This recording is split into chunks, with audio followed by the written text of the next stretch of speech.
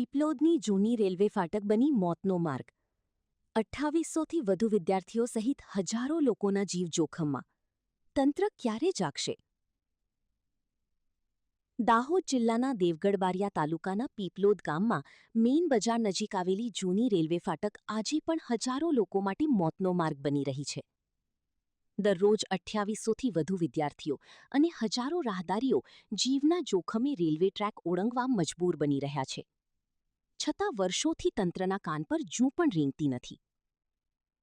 પીપલોદની મધ્યસ્થ શાળા, કમલ હાઈસ્કૂલ અને તેજસ વિદ્યાલયના આશરે 2000 વિદ્યાર્થીઓ તેમજ દેવગઢ બારિયા ખાતે ઉચ્ચ અભ્યાસ માટે જતા અંદાજે 800 વિદ્યાર્થીઓ આ માર્ગ પરથી અવરજવર કરે છે।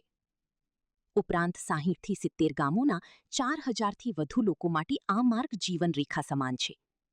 છતાં સુરક્ષિત અવરજવર માટે કોઈ ફૂટઓવર બ્રિજ ઉપલબ્ધ નથી। સ્થાનિક લોકોના જણાવ્યા મુજબ છેલ્લા 2 દાયકાથી ફૂટઓવર બ્રિજની માંગ ઉઠાવવામાં આવી રહી છે। અનેક વખત ખાતમુહૂર્તો, જાહેરાતો અને આશ્વાસનો આપવામાં આવ્યા, પરંતુ વાસ્તવિક કામગીરી હજુ સુધી શરૂ થઈ નથી। હાલમાં બનાવવામાં આવેલ ઓવરબ્રિજ માત્ર વાહન ચાલકો માટે ઉપયોગી છે, જ્યારે પગપાળા જતા લોકોને 3 કિલોમીટરથી વધુનો વધારાનો ફેરો કરવો પડે છે, જેના કારણે લોકો જીવના જોખમે સીધા રેલવે ટ્રેક પરથી પસાર થવા મજબૂર બને છે।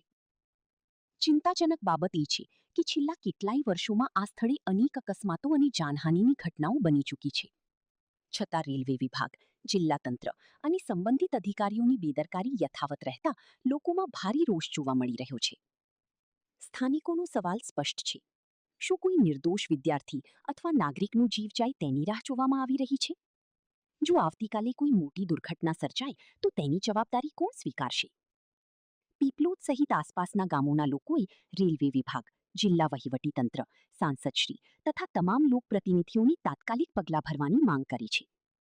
જૂની રેલવે ફાટક ખાતે ફૂટઓવર બ્રિજનું કામ તુરંત શરૂ કરવામાં આવે અને હજારો વિદ્યાર્થીઓ તથા નાગરિકોના જીવનની સુરક્ષા સુનિશ્ચિત કરવામાં આવે તેવી ઉગ્ર માંગ ઉઠી રહી છે।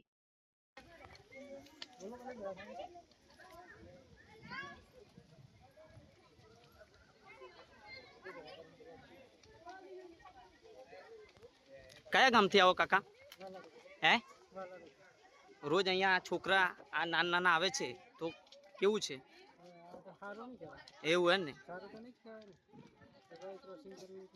એવું હે ને? રોજ આવી રીતના આ છોકરા નીકળે છે?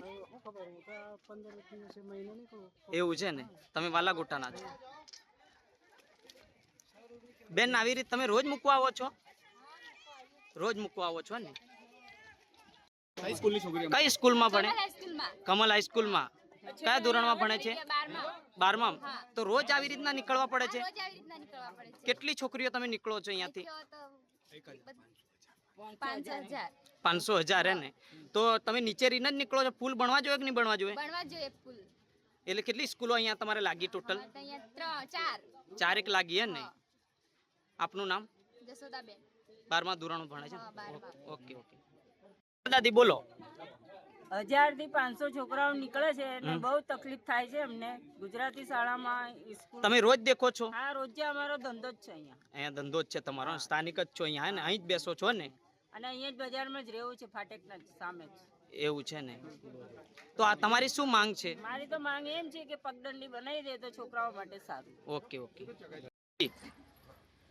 આ રંધીપુર જૂનો રંધીપુર રોડ 15-20 વર્ષ પહેલાં બંધ થઈ ગયો છે। હવે અહીંયા કોઈ બીજું ઓપ્શન નથી જવા માટે। ફાટકની બહાર એ બાજુ 40-50 ગામડા લાગે છે ને નાના નાના બાળકો, સ્કૂલના છોકરાઓ સામે મધ્યસ્થ શાળા બિલકુલ સામે છે। આ બાજુ કમલ હાઈસ્કૂલ નજીક છે, બસ સ્ટેન્ડ નજીક છે, રેલવે સ્ટેશન નજીક છે। આ અવર જવરમાં બહુ ટ્રબલ પડે છે છોકરાઓને બી। ટ્રેનો ઊભી રહે છે, કોઈ દિવસ કંઈ અકસ્માત થઈ શકે છે। એટલે મંત્રી સાહેબને બી અમે 2-3 વાર રજૂઆત કરી છે। એમને બી અમને આશ્વાસન આપ્યું છે કે એમને બી કીધું છે કે ભાઈ બની જશે। અમારે એફઓબીની માંગણી છે, નાનો એફઓબી બનાવી આપે તો મંત્રી સાહેબે અમને કીધું છે કે ભાઈ બની જશે। બચુ સાહેબ, ખાબડ સાહેબને બી વાત કરી છે, એમને બી કીધું બની જશે।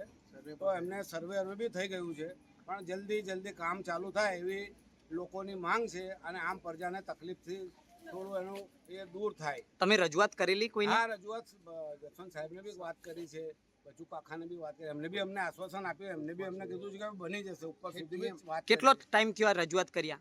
આ લગભગ ત્રણ ચાર મહિના પહેલા એમ સમજો ને 4 મહિના પહેલા એમને બધું મંજૂરી બધું કરાવી દીધું છે, પણ હજુ કંઈ સર્વેવાળા આવ્યા નથી. એટલે લગભગ બની જશે એવું છે, પણ આ જેટલું જલ્દી બને એટલું સારું. નાના નાના બાળકો તમે જુઓ કેટલા નીકળે છે, એટલે અહીં રેલવેનો અકસ્માત થાય એવી સંભાવના ખરી ને જલ્દી બની જાય, FOB બની જાય નાનું, તો લોકોને રાહત થાય. અહીંયા આ જગ્યા પર ઘટના બની છે ખરી કોઈ વખત? ના અહીંયા કોઈ ઘટના બની નથી, પણ કદાચ આ બાળકો છે બની શકે કદાચ કોઈ વખતે, કેમ કે બાળકો નીકળે છે ખૂબ માત્રામાં બાળકો નીકળે. આજુબાજુ ગામડા બધા 50-100 ગામડા લાગે છે.